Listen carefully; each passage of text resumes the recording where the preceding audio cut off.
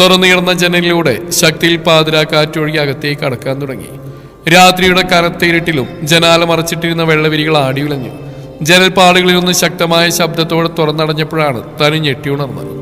അവൾ ചാടി എഴുന്നേറ്റുകൊണ്ട് ചുറ്റിനും നോക്കിയതും ജനാലയിലൂടെ അകത്തേക്ക് വരുന്ന നിലാവിന്റെ വട്ടത്തിൽ തന്റെ മുന്നിലായി പുറംതിരിഞ്ഞിരിക്കുന്ന ഒരു മനുഷ്യനെയാണ് കണ്ടത്.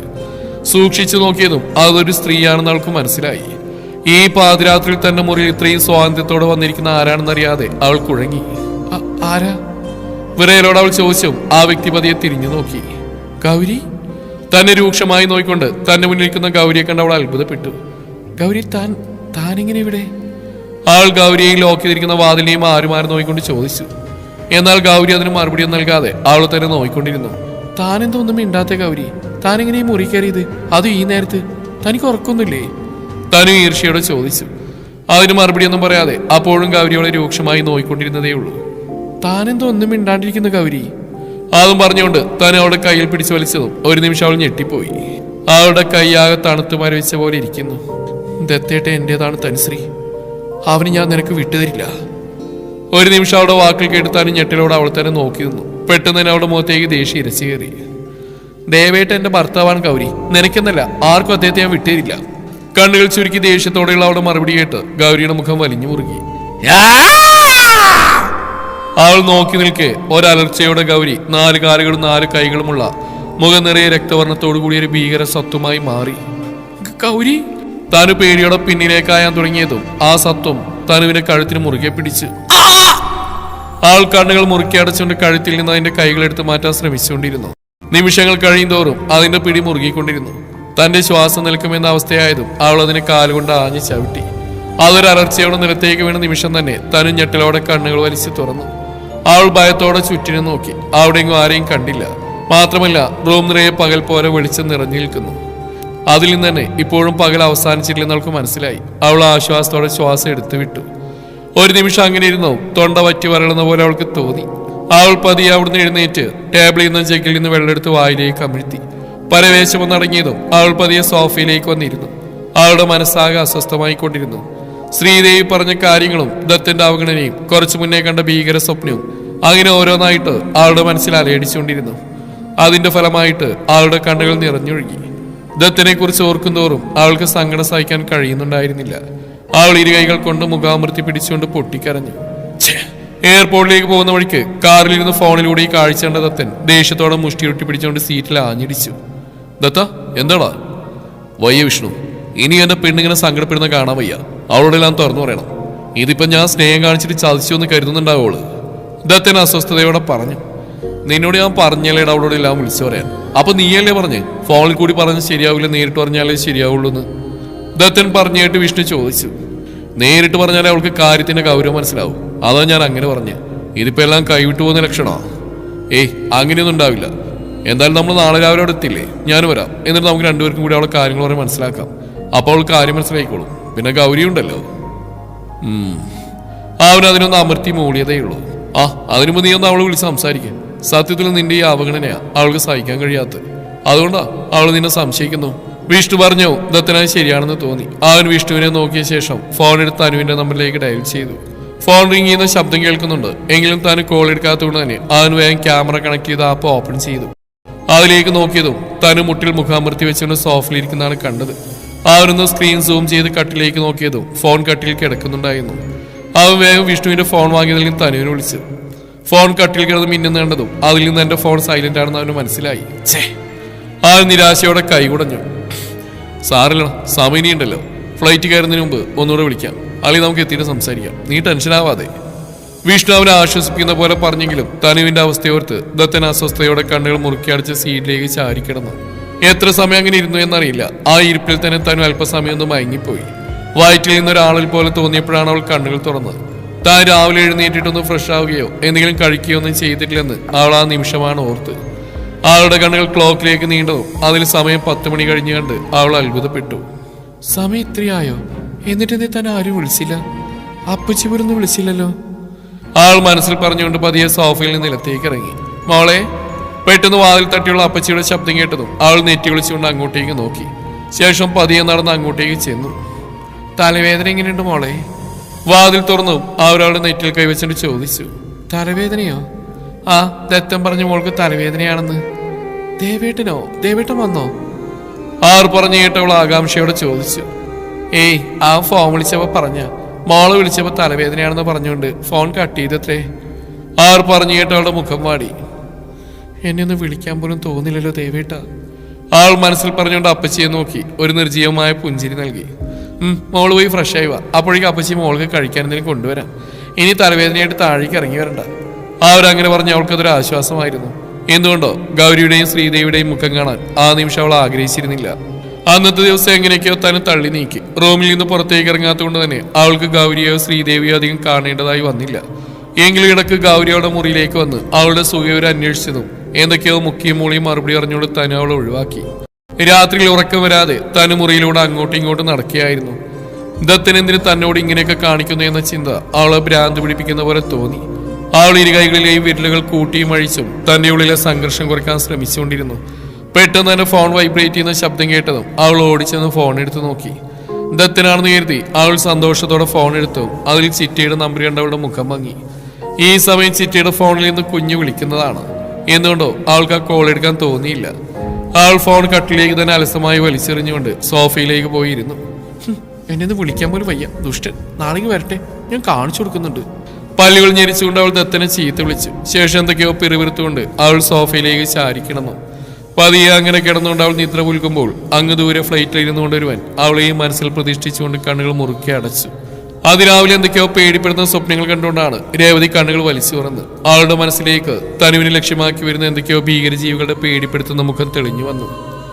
എന്റെ കുഞ്ഞ്, അവർ നെഞ്ചിൽ കൈവച്ചുകൊണ്ട് പതിയെ പറഞ്ഞു. വല്ലാത്ത അസ്വസ്ഥത തോന്നിയതും അവർ മുഖമൊന്ന് അമർത്തി തുടച്ചുകൊണ്ട് എഴുന്നേറ്റ് വാഷ്റൂമിലേക്ക് നടന്നു. ഫ്രഷായി പുറത്തേക്ക് ഇറങ്ങുമ്പോഴും അവരുടെ മനസ്സാകെ അസ്വസ്ഥമായി തന്നെ ഇരുന്നു. അമ്പലത്തിൽ പോയി ഭഗവാന് മനസ്സ് തുറന്ന് പ്രാർത്ഥിച്ചാൽ ചെറിയൊരു ആശ്വാസമെങ്കിലും കിട്ടുമെന്ന് കരുതി ആൾ വേഗം ഒരു സെറ്റ് സാരി എടുത്ത് റെഡിയായി. വാതിൽ തുറന്ന് പുറത്തേക്ക് ഇറങ്ങിയതും കിച്ചണിൽ നിന്ന് 2 കട്ടൻ ചായയുമായി പുറത്തേക്ക് ഇറങ്ങുന്ന കുഞ്ഞുവിനെയാണ് കണ്ടത്. ഞാനൊന്ന് അമ്പലത്തിൽ പോവാ മോളെ. അതിന് മറുപടിയായി ഒന്ന് മൂളിക്കൊണ്ട് അവൾ കയ്യിലിരുന്നൊരു കട്ടൻ ചായ മുന്നിലായിട്ടിരിക്കുന്ന ടീപ്പോയിലേക്ക് വെച്ചു. ശേഷം ഒന്നും മിണ്ടാതെ തന്റെ മുറിയിലേക്ക് കയറി വാതിലടച്ചു. അവളുടെ ആ പ്രവൃത്തിയിൽ അവൾ പോയ വഴിയൊന്ന് നോക്കി നിൽക്കാൻ മാത്രമേ രേവതിക്ക് സാധിച്ചിരുന്നുള്ളൂ. അല്ലെങ്കിലും തനിക്കിപ്പോൾ അതിന് മാത്രമേ കഴിയുകയുള്ളൂ. അന്നത്തെ സമ്പത്തിന് ശേഷം കുഞ്ഞു തന്നോടൊന്ന് സംസാരിക്കുന്ന പോലും വിരളമാണെന്ന് അവർ മനസ്സിലോർത്തു. ആളൊരു നെടുവീർപ്പോടെ മുന്നിലെ ടീപ്പോയിൽ നിന്ന് കട്ടൻ ചായ എടുത്ത് ചുണ്ടോടി ചേർത്തു. രാവിലെ സൂര്യപ്രകാശത്തിന്റെ വെട്ടം മുഖത്തട്ടിയതും തനുപതിയെ കണ്ണുകൾ തുറന്ന് എഴുന്നേറ്റു. തലേ ദിവസം ഒന്നും കഴിക്കാത്തതുകൊണ്ട് തന്നെ അവൾക്ക് ശരീരം ആ കുഴയുന്ന പോലെ തോന്നി. ഒരു ഗ്ലാസ് ചായയെങ്കിലും കുടിക്കാതെ തനിക്ക് എഴുന്നേറ്റ് നിൽക്കാൻ കഴിയില്ലെന്ന് മനസ്സിലായതും അവൾ പതിയെ വാഷ്റൂമിലേക്ക് നടന്നു. ഫ്രഷായി പുറത്തേക്ക് ഇറങ്ങുമ്പോൾ അവളുടെ മനസ്സിറയെ ഇന്ന് ദത്തം വരുമ്പോൾ ചോദിക്കാൻ കരുതി വെച്ച ചോദ്യങ്ങളായിരുന്നു. അവയെല്ലാം ഒന്നുകൂടെ മനസ്സിൽ ഊട്ടി ഉറപ്പിച്ചുകൊണ്ട് അവൾ കിച്ചണിലേക്ക് നടന്നു. മോളിൽ നിന്ന് ലേറ്റായോ? താഴേക്കുള്ള പടികൾ ഇറങ്ങിയതും പൂജാമുറിയിൽ നിന്ന് ഇറങ്ങി വന്ന രാജേശ്വരി അവളെ കണ്ടുടനെ ചോദിച്ചു. പച്ചി, കുറച്ച് ലേറ്റായി. ഇന്നലെ രാത്രി ഒട്ടും ഉറക്കം കിട്ടിയിരുന്നില്ല. എന്തു പറ്റി മോളെ? ഇന്നലെ മോള് ഭക്ഷണം കഴിക്കാനും ഇറങ്ങി വന്നില്ല. തലവേദന ഇതുവരെ മാറിയില്ലേ? ഒരാളുടെ നെറ്റിയിലും കഴുത്തിലൊക്കെ കൈവച്ച് നോക്കിക്കൊണ്ട് ചോദിച്ചു. മാറിയ പച്ചി, തലവേദന ആയത് കാരണം ഇന്നലെ ഉറങ്ങാൻ ഒരുപാട് ലേറ്റായി. അത് രാവിലെ എഴുന്നേൽക്കാൻ താമസിച്ച്. ആണോ? എന്നാ മോള് വന്ന് എന്തെങ്കിലും കഴിക്ക്. ഇന്നലെ മുതലൊന്നും കഴിക്കാതിരിക്കുമല്ലേ? ആരവളുടെ കവളിൽ തലോടിക്കൊണ്ട് പറഞ്ഞു. ആളൊന്ന് പുഞ്ചിരിച്ചുകൊണ്ട് അവരുടെ കൂടെ കിച്ചണിലേക്ക് നടന്നു. അപ്പൊ നിനക്ക് ഇവിടുന്ന് പോവാൻ യാതൊരു ഉദ്ദേശമില്ലല്ലേ? ശരിയാക്കി തരാം. അതേസമയം അവൾ നടന്നു പോകുന്ന നോക്കിക്കൊണ്ട് തന്റെ മുറിയുടെ വാതിക്കൽ നിന്ന് ശ്രീദേവി ആൾ നോക്കി പല്ലുകൾ ഞെരിച്ചുകൊണ്ട് പിറുവിറുത്തു. കിച്ചണിൽ നിന്നും കയ്യിലൊരു കപ്പ് കാപ്പിയുമായി തനുപതി അടുക്കള ഡോർ വഴി പുറത്തേക്ക് ഇറങ്ങി. സൂര്യപ്രകാശത്തിന്റെ ശോഭയിൽ കുളിച്ചു നിൽക്കുന്ന പകലിനെ നോക്കിക്കൊണ്ട് അവൾ ആ അടുക്കളപ്പടിയിലിരുന്നു. ശേഷം പതിയെ കയ്യിലിരുന്ന കോഫി ഓരോ സിപ്പായി കുടിക്കാൻ തുടങ്ങി. കോഫി കുടിക്കുന്നുണ്ടെങ്കിലും അവളുടെ മനസ്സ് മറ്റെങ്ങോ ആയിരുന്നു. ദത്തനെയും ഗൗരിയെയും കുറിച്ച് ഓർക്കുന്തോറും അവൾക്കൊട്ടും സമാധാനം കിട്ടാത്ത പോലെ. ഏറെ നേരം അങ്ങനെ ഇരുന്നിട്ടും മനസ്സിന് അല്പം പോലും ആശ്വാസം കിട്ടുന്നില്ലെന്ന് കണ്ട് അവൾ പതിയെ അവിടുന്ന് എഴുന്നേറ്റു. അവൾക്ക് ആ നിമിഷം തൊടിയിലൂടെ നടക്കാൻ തോന്നി. അവൾ പതിയെ പിൻവശത്തു കൂടി തൊടിയിലേക്ക് ഇറങ്ങാൻ തുടങ്ങിയപ്പോഴാണ് എതിർവശത്തെ ആഞ്ഞിലി മരത്തിന്റെ ചുവട്ടിൽ നിന്നുകൊണ്ട് ആരോ അടക്കി പിടിച്ചുകൊണ്ട് സംസാരിക്കുന്നത് അവളുടെ ശ്രദ്ധയിൽപ്പെട്ടത്. ചില്ലകളുടെ മറവ് കൊണ്ട് തന്നെ അവൾക്ക് പെട്ടെന്ന് അത് ആരാണെന്ന് വ്യക്തമായിരുന്നില്ല. അവൾ ഒന്നുകൂടി അടുത്തേക്ക് ചെന്നുകൊണ്ട് സൂക്ഷിച്ചു നോക്കിയതും അത് ഗൗരിയാണെന്ന് മനസ്സിലായി. അവൾ ആരോടോ ഫോണിൽ സംസാരിക്കുകയാണ്. ഗൗരിയാണെന്ന് മനസ്സിലായതും തനുവിന്റെ മുഖത്തൊരു നീരസം തെളിഞ്ഞു. എന്തുകൊണ്ടോ അവൾക്ക് പിന്നെ അവിടെ നിൽക്കാൻ തോന്നിയില്ല. അവൾ തിരിഞ്ഞകത്തേക്ക് നടക്കാൻ തുടങ്ങിയതും ഫോണിലൂടെ ഗൗരി പറഞ്ഞ വാക്കിൽ കേട്ട് അവൾ ഒരു നിമിഷം നടുങ്ങിപ്പോയി. എന്നെ ഒന്നും മനസ്സിലാക്കാൻ ശ്രമിച്ചൂടെ ദത്തേട്ട? ഇങ്ങനെ അകറ്റി നിർത്താനായിരുന്നെങ്കിൽ പിന്നെ എന്തിനാ എന്നെ സ്നേഹിച്ച്? ഗൗരിയുടെ വാക്കുകൾ ഒരു നിമിഷം തന്റെ ഹൃദയത്തിൽ വന്ന് ആഞ്ഞു പതിക്കുന്ന പോലെയാണ് തനുവിന് തോന്നിയത്. ഇവളെന്തീ പറയുന്നേ? അപ്പൊ എന്റെ ദേവേട്ടനും ഇവളും തമ്മിൽ? തനു അസ്വസ്ഥയോടെ മനസ്സിൽ പറഞ്ഞു. ഇവിടെ ദേവിയാൻ്റെ എൻ്റെ അമ്മയും ചേർന്ന് എന്റെയും ദത്തേന്റെയും വിവാഹം ഉറപ്പിച്ചിരിക്കുക. അതറിഞ്ഞിട്ട് പോലും എന്നെ ഒന്ന് വിളിക്കുകയോ സംസാരിക്കുകയോ ചെയ്തില്ലല്ലോ. അവൾ ദത്തനോടായി പറഞ്ഞ വാക്കിൽ കേട്ട് തനുവിന് അവൾ ദത്തനോട് പരിഭവം പറയുന്ന പോലെയാണ് തോന്നിയത്. വേണ്ട, ഒന്നും പറയണ്ട. ഇന്നുകൊണ്ട് ഇതിനൊരു തീരുമാനം ഉണ്ടാക്കണം. അന്ന് എന്നെ കണ്ടുകൊണ്ട് ഇവിടുന്ന് US-ലേക്കൊന്നും പറഞ്ഞ് പോയതല്ലേ, അതുകൊണ്ട് തന്നെയാ ഞാൻ ഇങ്ങോട്ടേക്ക് താമസം മാറിയത്. അവളത് പറഞ്ഞു. തനുവിന്റെ മനസ്സിലന്ന് ഗൗരിയെ കണ്ട് ദത്തൻ അസ്വസ്ഥനായതും പിറ്റേന്ന് രാവിലെ തന്നെ അവൻ US-ലേക്ക് പോയതും കടന്നു വന്നു. അപ്പൊ ഇവളെ കണ്ടുകൊണ്ട് മനഃപൂർവ്വം ഇവിടുന്ന് പോയതാണോ? അതിന് മാത്രം ഇവർ തമ്മിൽ എന്താ ബന്ധം? ഇനി ഇവർ തമ്മിൽ നേരത്തെ പ്രണയത്തിലായിരുന്നോ? തന്നെ വിവാഹം കഴിച്ച പോലും തന്റെ ചിറ്റിയുള്ള പ്രതികാരം തീർക്കാൻ വേണ്ടി മാത്രമായിരുന്നോ? അപ്പൊ എന്നോടുള്ള പ്രതികാരത്തിന് വേണ്ടി ഇവളെ ഒഴിവാക്കിയതാണോ? അതോ എന്നോടുള്ള പ്രതികാരം തീർത്തിട്ട് ഇവളെ സ്വീകരിക്കാൻ കാത്തിരിക്കുകയായിരുന്നോ? ഒന്നും മനസ്സിലാവുന്നില്ലല്ലോ ഭഗവാനെ. ആൾ മനസ്സിൽ പറഞ്ഞുകൊണ്ട് വീണ്ടും ഗൗരിയുടെ വാക്കുകൾ ശ്രദ്ധിച്ചു. എന്തായാലും നിങ്ങളിപ്പോൾ എയർപോർട്ട് എത്തിയില്ലേ? അധികം വൈകാതെ തന്നെ നിങ്ങളിവിടെ എത്തും. അപ്പോൾ നമുക്ക് നേരിട്ട് സംസാരിക്കാം. എന്തായാലും ഇന്നുകൊണ്ട് ഇതിന് തീരുമാനിക്കാൻ അറിയണം. ആൾ വാശിയോടെ പറയുന്ന കേട്ട് പിന്നിൽ നിന്ന് തനുവിന്റെ ഹൃദയം മുറിഞ്ഞു. ഇല്ല, തനുവിന് സംശയമൊന്നുമില്ല. എന്നോടും ചോദിച്ചില്ല. ചോദിച്ചാൽ തന്നെ എന്തെങ്കിലും നുണ പറഞ്ഞാൽ ഞാൻ ഒഴിവാക്കിക്കോളാം. എന്തായാലും നിങ്ങൾ വരുന്നവരോട് ഞാനൊന്നും പറയില്ല. അതൊക്കെ എന്താണെന്ന് വെച്ചാൽ ദത്തനോട് പറഞ്ഞാൽ മതി. അത് കേട്ടതും ഒരുക്കിക്കൊണ്ടിരുന്ന അവളുടെ ഹൃദയത്തിൽ തീ കോരിയിരുന്ന പോലെയാണ് തനുവിന് തോന്നിയത്. ശരിയെന്നാ, ഞാൻ വെക്കുക. ഇനി നിങ്ങളതിന് നേരിട്ട് കാണാം. അതും പറഞ്ഞുകൊണ്ട് അവൾ ഫോൺ കട്ട് ചെയ്ത ശേഷം ഒരു ദീർഘശ്വാസം എടുത്തുകൊണ്ട് അകത്തേക്ക് കയറിപ്പോയി. ഗൗരി പോയിട്ടും തനു അതേ നിൽപ്പ് തന്നെ അവിടെ നിന്നു. ഈശ്വര, എന്താ ഞാനീ കേട്ടത്? ദേവേട്ടനെ ചതിക്കായിരുന്നു ദൈവമേ. തനു നെഞ്ചിൽ കൈവച്ചുകൊണ്ട് അവിടെ തന്നെ ചടഞ്ഞിരുന്നു. ഇതേ സമയം ഫോൺ കട്ട് ചെയ്ത ദത്തൻ തന്റെ അരികിലായിരിക്കുന്ന വിഷ്ണുവിനെ ഒന്ന് തറപ്പിച്ച് നോക്കി. എയർപോർട്ടിൽ നിന്നിറങ്ങി ടാക്സിയിൽ വീട്ടിലേക്ക് വരികയായിരുന്നു അവർ. അപ്പോഴാണ് ഗൗരി വിഷ്ണുവിനെ നമ്പറിലേക്ക് വിളിക്കുന്നത്. വിഷ്ണു ഫോൺ എടുത്ത് അവളോട് സംസാരിക്കാത്തതുകൊണ്ട് തന്നെ ദത്തനാണ് അവളോട് സംസാരിച്ച്. നീ എന്തിനാ എന്നെ ഇങ്ങനെ സൂക്ഷിച്ചു നോക്കുന്നു? അതിന് മാത്രം ഞാനെന്ത് ചെയ്തു? അവനെ നോട്ടം കണ്ടതും വിഷ്ണു ഒരു ഇളിയോടെ ചോദിച്ചു. എന്നെ കൊണ്ടൊന്നും പറയിപ്പിക്കരുത് നീ. അവന്റെ ഒരു ഉണക്ക പ്രേമം. ഏടാ പുള്ളിയെ ധൈര്യം ഇല്ലാത്തവരൊന്നും പ്രേമിക്കാൻ നിൽക്കരുത്. ഇതൊരുമാതിരി അവളുടെ സങ്കടം കൂടി കാണേണ്ട അവസ്ഥ. അവൻ ആരോടൊന്നില്ല പറഞ്ഞുകൊണ്ട് തന്റെ കയ്യിൽ നിന്ന് ഫോൺ അവന്റെ കയ്യിലേക്ക് വെച്ചു കൊടുത്തു. എടാ, എന്റെ അവസ്ഥ മിണ്ടരുത് നീ. അവന്റെ ഒരു അവസ്ഥ. അവന്റെ വായിൽ നിന്ന് നല്ല കേട്ടോ. പിന്നെ വിഷ്ണു ഒന്നും പറയാൻ നിന്നില്ല. അവൻ ദയനീയമായി ദത്തനെ നോക്കിയ ശേഷം പുറത്തേക്ക് നോക്കിയിരുന്നു. ആ നിമിഷം അവർ രണ്ടുപേരുടെയും ചിന്ത അവരുടെ പെണ്ണിനെ ചുറ്റിപ്പറ്റിയെന്നുകൊണ്ട് തന്നെ കൂടുതലൊന്നും അവർ സംസാരിക്കാൻ നിന്നില്ല. രണ്ടുപേരുടെയും മനസ്സ് അവരുടെ പാതിയിൽ തന്നെ ഒതുങ്ങി നിന്നു. ശ്രീകോവിലിന് മുമ്പിൽ ഇരുകൈകളും കൂപ്പി പ്രാർത്ഥനയോടെ നിൽക്കുമ്പോൾ രേവതിയുടെ മനസ്സാകെ അസ്വസ്ഥമായി കൊണ്ടിരുന്നു. ഇതുവരെ തന്റെ ജീവിതത്തിൽ നടന്നതിനേക്കാൾ ഇരട്ടിയായി എന്തോ വലുത് സംഭവിക്കാൻ പോകുന്ന പോലെ. അത് ഏറ്റവും കൂടുതൽ ബാധിക്കാൻ പോകുന്നത് തന്റെ തനുവിനെയാണെന്ന് അവളുടെ മനസ്സിൽ നിന്ന് ആരോ പറയുന്ന പോലെ. ഭഗവാനെ, എന്റെ കുഞ്ഞിനെ കാത്തോണേ. ആ ഒരു ഇരുകൈകളും കൂപ്പി ശ്രീകോവിലിനുള്ളിൽ ഇരിക്കുന്ന മഹാദേവൻ നോക്കിക്കൊണ്ട് പ്രാർത്ഥിച്ചു.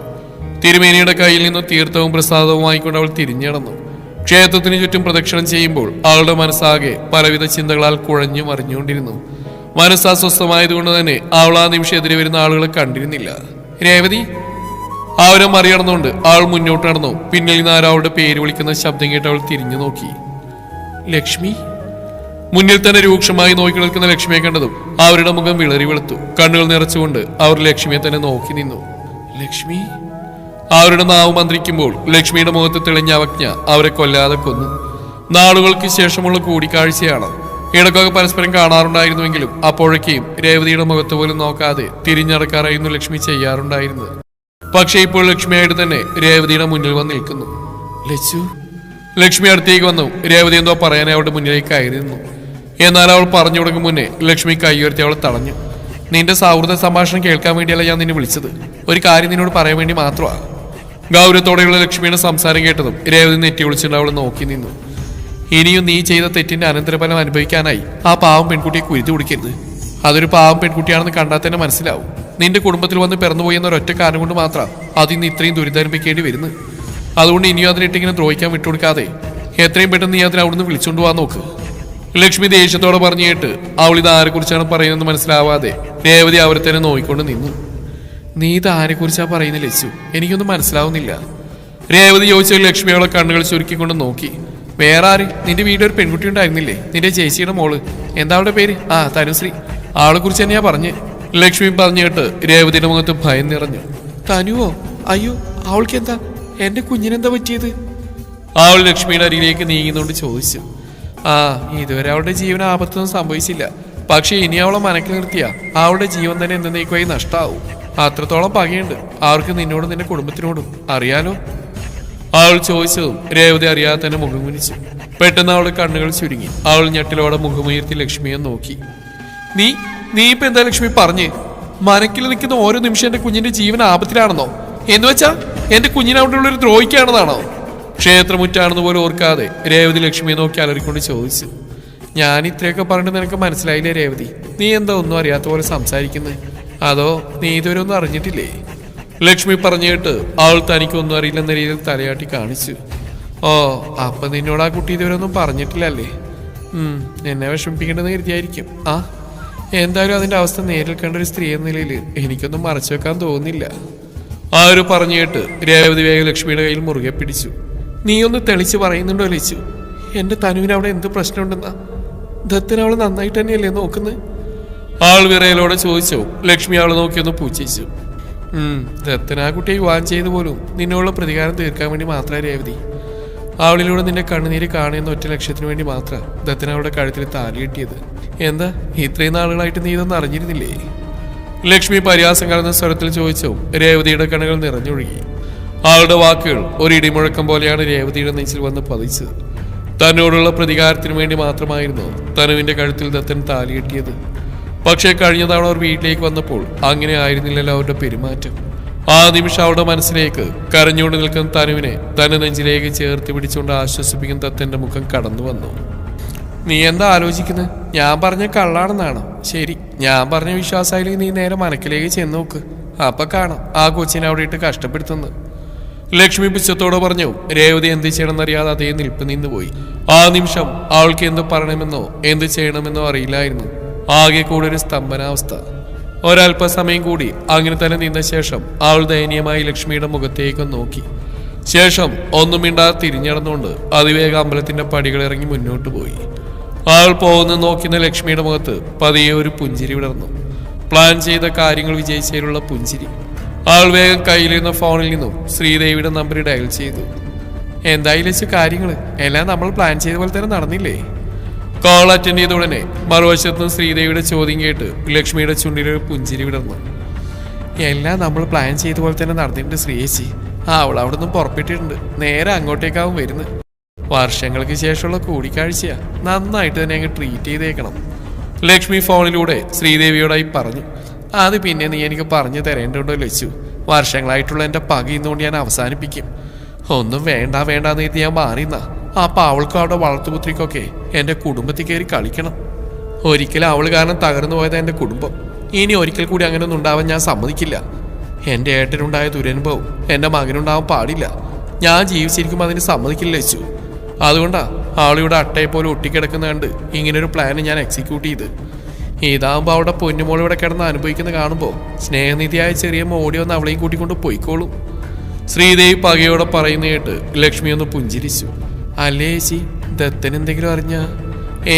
അവനൊന്നും അറിയില്ല. ഇനി അറിഞ്ഞാൽ തന്നെ അവനൊന്നും ചെയ്യാൻ കഴിയില്ല. നോക്കിക്കൊണ്ട് നിൽക്കേണ്ടി വരും. അതിനു വേണ്ട പണിയൊക്കെ ഞാൻ ചെയ്തിട്ടുണ്ട്. ലക്ഷ്മി ചോദിച്ചു. ശ്രീദേവി കോൺഫിഡൻറ്റോടെ പറഞ്ഞു. ശരി, എന്നാ നീ വെച്ചു. ആൾ വരുമ്പോൾ അവൾക്കായി ഞാനൊരു സമ്മാനം കൊടുക്കുന്നുണ്ട്. അതിൻ്റെ തയ്യാറെടുപ്പിലാണ് ഞാൻ. ശരി ചേച്ചി. ശ്രീദേവി അപ്പോഴേക്കും ഫോൺ കട്ട് ചെയ്തിരുന്നു. നീ ചെയ്ത ചതിക്ക് ഒരിക്കലും മാപ്പില്ല രേവതി. അങ്ങകലെയായി അതിവേഗം നടന്നു പോകുന്ന രേവതിയെ നോക്കിക്കൊണ്ട് ലക്ഷ്മി പതിയെ പിറുവിറുത്തു. ദത്തന്റെ കാറ് മനക്കിലെ മുറ്റത്ത് വന്ന് നിൽക്കുമ്പോൾ ബാൽക്കണിയിലെ സോപാനപ്പടിയിലിരുന്നുകൊണ്ട് തനു അങ്ങോട്ടേക്ക് തന്നെ നോക്കിയിരുന്നു.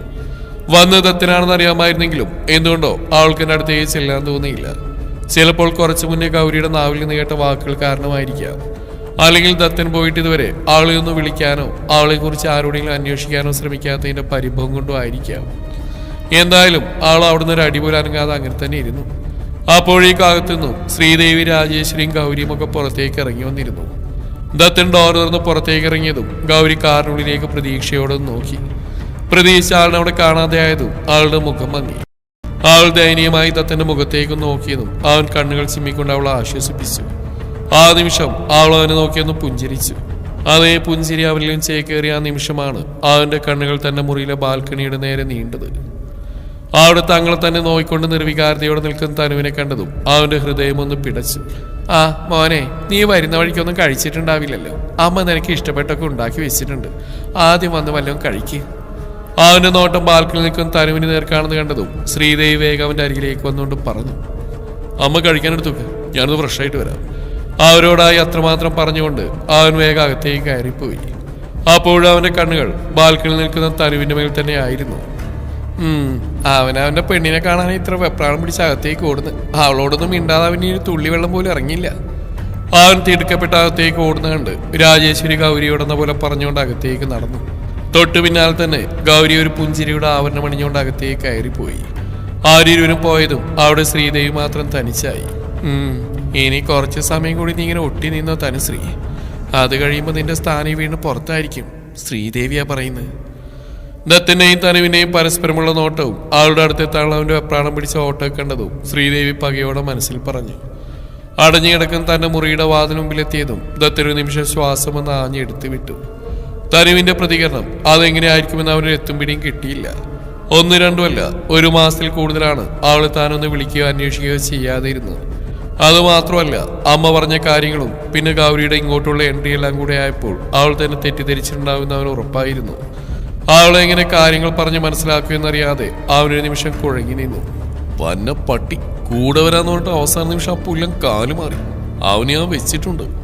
ദത്തന്റെ കൂടെ മനക്കിലേക്ക് വരാൻ നിന്നിട്ട് അവസാനം സ്വന്തം വീട്ടിലേക്ക് പോയ വിഷ്ണുവിനെ മനസ്സിൽ നന്നായി സ്മരിച്ചുകൊണ്ട് അവൻ പതിയെ വാതിൽ തുറന്ന് അകത്തേക്ക് കയറി.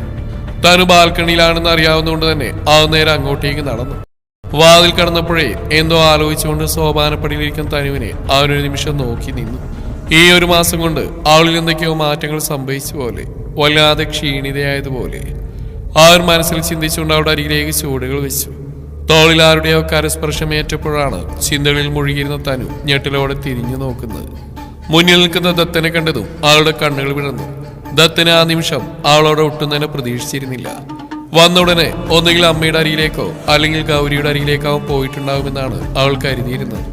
എന്നാൽ അവൻ ആദ്യം തന്നെ അരികിലേക്കാണ് വന്നതെന്നോർത്തു അവളുടെ മനസ്സിൽ അതുവരെ ഉണ്ടായിരുന്ന കാലുഷിതം അകന്നു പോകുന്ന പോലെ അവൾക്ക് തോന്നി. അവൾ പതിയെ അവിടുന്ന് എഴുന്നേറ്റ് നിലത്തേക്ക് ഇറങ്ങി വന്നു. തനു തന്റെ മുഖത്തേക്ക് തന്നെ നോക്കി നിൽക്കുന്നവരുടെ ഇരുകവളിലും കൈകൾ അമർത്തി വെച്ചുകൊണ്ടാവും വിളിച്ചതും ഒരു നിമിഷം അവളുടെ മനസ്സിലേക്ക് രാവിലെ ഗൗരിയിൽ നിന്ന് കേട്ട വാക്കുകൾ കടന്നു വന്നു. അതോടൊപ്പം തന്നെ ഇതുവരെ അവൻ അവളോട് കാണിച്ച അവഗണനയും. അതുവരെ പൂത്തിരി പോലെ വിടർന്നു നിന്ന അവളുടെ മുഖം ഒരു നിമിഷം കൊണ്ട് മങ്ങി. അവളുടെ ദേഷ്യമോ പരിഭവമോ അങ്ങനെ എന്തൊക്കെയോ വികാരങ്ങൾ ഇരച്ചു കയറി. അവൾ ദേഷ്യത്തോടെ അവന്റെ കൈകൾ തട്ടി മാറ്റിക്കൊണ്ട് അകത്തേക്ക് കയറിപ്പോയി. തനു മോളെ നിക്ക്, ഞാനൊന്നും പറഞ്ഞോട്ടെ. അവൻ പിന്നാലെ ചെന്ന് അവളുടെ കയ്യിൽ പിടിച്ചെടുത്തിയെങ്കിലും അവൾ അവന്റെ കൈകൾ വീണ്ടും തട്ടി മാറ്റിക്കൊണ്ട് പുറത്തേക്ക് ഇറങ്ങിപ്പോവാൻ തുടങ്ങി. അപ്പോഴേക്കും അവൻ അവളുടെ കയ്യിൽ പിടിച്ചു വലിച്ച് അവൾ തന്നെ നെഞ്ചിലേക്ക് ഇട്ടിരുന്നു. വീട്ടാനല്ലേ പറഞ്ഞ് ആൾ അവന്റെ കയ്യിൽ കിടന്ന് കുതറിക്കൊണ്ടിരുന്നു. അടങ്ങി നിൽക്ക് വേണ്ടേ, ഞാനൊന്ന് പറയട്ടെ. അവനവളുടെ കഴുത്തിലൂടെ ചുണ്ടുകളിൽ ഓടിച്ചുകൊണ്ട് പറഞ്ഞതും അവളൊന്ന് പിടഞ്ഞു പോയി. വേണ്ട. ആൾ വിറച്ചുകൊണ്ട് അവനിൽ നിന്ന് അകന്നു മാറാൻ തുടങ്ങിയ ആ നിമിഷമാണ് വാതിൽ തുറന്ന ഗൗരി അകത്തേക്ക് വന്ന്. പെട്ടെന്ന് ഗൗരിയെ മുന്നിൽ കണ്ടതും അവരിരുവരൊന്ന് പകച്ചുപോയി. ദത്തൻ പെട്ടെന്ന് തന്നെ തനുവിനെ തന്റെ കയ്യിൽ നിന്ന് മോചിപ്പിച്ചു. ഗൗരി ആ നിമിഷം വല്ലാത്തൊരവസ്ഥയിലായിരുന്നു. വിഷ്ണുവിനെ പ്രതീക്ഷിച്ച് നിന്നിട്ട് അവൻ വരാത്തുള്ള സങ്കടവും നിരാശയും കൊണ്ട് അവന്റെ കാര്യം അന്വേഷിക്കാനായിരുന്നു അവൾ പെട്ടെന്ന് അവരുടെ റൂമിലേക്ക് കയറി വന്നത്. ഒട്ടും പ്രതീക്ഷിക്കാതെ അവരെ അങ്ങനെ ഒരു അവസ്ഥയിൽ കണ്ടതും അവൾക്കാകെ വല്ലായ്മ തോന്നി. ഗൗരി താനെന്തെവിടെ? ആദ്യത്തെ പകപ്പ് മാറിയതും ദത്തനൊന്ന് മുഖമാമൃത്തി തുടച്ചുകൊണ്ട് അവളോട് ചോദിച്ചു. അത് എനിക്ക് ദത്തേട്ടനൊരു കാര്യം. ആൾ ദത്തനോട് എന്തോ പറയാൻ തുടങ്ങിയതും തനുവിന്റെ മുഖത്തേക്ക് ദേഷ്യം ഇരച്ചു കയറി. തനിക്ക് മാനേഴ്സ് എന്താണെന്ന് അറിയില്ലേ ഗൗരി, ഇങ്ങനെയാണ് ഒരു മുറിയിലേക്ക് കയറി വരുന്നത്? പെട്ടെന്ന് തനുവിടെ മുന്നിലേക്ക് ആയിരുന്നോണ്ട് ചോദിച്ചു. ഗൗരി പകപ്പോടെ അവളുടെ മുഖത്തേക്ക് നോക്കി നിന്നു. തനുവിന്റെ ഭാഗത്തുനിന്നും അങ്ങനെ നീക്കം പ്രതീക്ഷിക്കാതിരുന്ന ദത്തൻ ദേഷ്യത്തോടെ അവളെ വിളിച്ചു. മനക്കിലേക്കുള്ള വഴിയിലൂടെ അതിവേഗത്തിൽ നടക്കുമ്പോൾ രേവതിയുടെ മനസ്സ് നിറയെ ലക്ഷ്മി പറഞ്ഞ കാര്യങ്ങളായിരുന്നു. തന്നോടുള്ള പ്രതികാരത്തിന് വേണ്ടിയാണ് ദത്തൻ തനുവിനെ വിവാഹം കഴിച്ചെന്ന് ഓർക്കുന്തോറും അവളുടെ കണ്ണുകൾ നിറഞ്ഞൊഴുകിക്കൊണ്ടിരുന്നു. പ്രതികാരം എന്തിനു വേണ്ടിയാണ് പ്രതികാരം? അതിനു മാത്രം താൻ എന്ത് തെറ്റാണ് ചെയ്ത്? സൂര്യമംഗലത്ത് സൂര്യനാരായണ പ്രണയിച്ചു എന്ന തെറ്റോ, അതോ അയാളുടെ കുഞ്ഞിന് ജന്മം നൽകി എന്ന തെറ്റോ? ഇതിലെന്തിന്റെ പേരിലാണ് അവർ തന്റെ കുഞ്ഞിനെ ദ്രോഹിക്കാൻ ശ്രമിച്ചത്? അന്ന് ഇന്ന് അവർ തന്നെയാണ് ദ്രോഹിക്കുന്നത്. സ്നേഹിച്ചിട്ടേ ഉണ്ടായിരുന്നുള്ളൂ. എന്നിട്ടും മനസ്സറിയാത്ത കാര്യങ്ങൾ കുറ്റപ്പെടുത്തി ഉപേക്ഷിച്ചു പോയി. ആൾ മനസ്സിൽ പറഞ്ഞുകൊണ്ട് മുഖം ഒന്ന് അമർത്തി തുടച്ചു. പെട്ടെന്ന് അവളുടെ മനസ്സിലേക്ക് സൂര്യനാരായണന്റെ മുഖം തെളിഞ്ഞു വന്നു. അതോടൊപ്പം തന്നെ മറ്റൊരു കുഞ്ഞു മുഖവും. അതിന്റെ ശ്വാസം പിടഞ്ഞുകൊണ്ടുള്ള കരച്ചിലും അവളുടെ മനസ്സിലേക്ക് ഈർച്ചവാള് പോലെ കടന്നു വന്നു. അതിന്റെ ഫലമായി അവളുടെ കണ്ണുകൾ നിറഞ്ഞൊഴുകി. അടിവയറ്റിൽ നിന്നൊരു വേദന മുകളിലേക്ക് ഉയർന്നു കയറുന്ന പോലെ, തളർവാദം പിടിച്ച പോലെ. അവൾ സൈഡിലായിട്ടിരുന്ന ഒരു ഒതുക്കലിന്റെ മേലേക്കിരുന്നു. എന്തിനു വേണ്ടിയാണ് സൂര്യൻ തന്നെ ഉപേക്ഷിച്ചെന്ന് ആ നിമിഷം അവൾ ചിന്തിച്ചു. ആ നിമിഷം അവളുടെ മനസ്സിലേക്ക് പഴയ കാര്യങ്ങൾ ഓരോന്നായിട്ട് കടന്നു വന്നു. അന്ന് പാർവതി ചേച്ചിയും ചന്ദ്രേട്ടനും നിർബന്ധിച്ചിട്ടായിരുന്നു താൻ വിനയേട്ടൻ ഹോസ്പിറ്റലിൽ എന്തെങ്കിലും ഒരു ജോലി എടുക്കാൻ സൂര്യേട്ടനോട് പറഞ്ഞു. പക്ഷേ വിനയേട്ടൻ അന്ന് അങ്ങനെ ഒരു ചതി ചെയ്യുമെന്നോ അതിന്റെ പേരിൽ സൂര്യേട്ടൻ തന്നെ അവിശ്വസിക്കുമെന്നോ താൻ സ്വപ്നത്തിൽ പോലും കരുതിയിരുന്നില്ല. അന്ന് കേസും കൂട്ടൊക്കെ ആയിട്ട് സൂര്യേട്ടൻ ജയിലിൽ കിടക്കുന്ന സമയത്താണ് താൻ ഗർഭിണിയാണെന്ന വിവരമറിയുന്നത്. തങ്ങളുടെ പ്രണയത്തിന്റെ അംശം തന്റെ വയറ്റിൽ കുരുത്തു എന്ന് കേട്ടപ്പോൾ സന്തോഷമാണ് തോന്നിയത്. കാരണം സൂര്യേട്ടന്റെ പേരിൽ അങ്ങനെ ഒരു കേസ് വന്ന കാരണം ഈ കല്യാണത്തിൽ നിന്ന് പിന്മാറണമെന്ന് ചന്ദ്രേട്ടനും പാർവതി ചേച്ചിയും കൂടി അച്ഛനെ പറഞ്ഞ് സമ്മതിപ്പിച്ചിരുന്നു.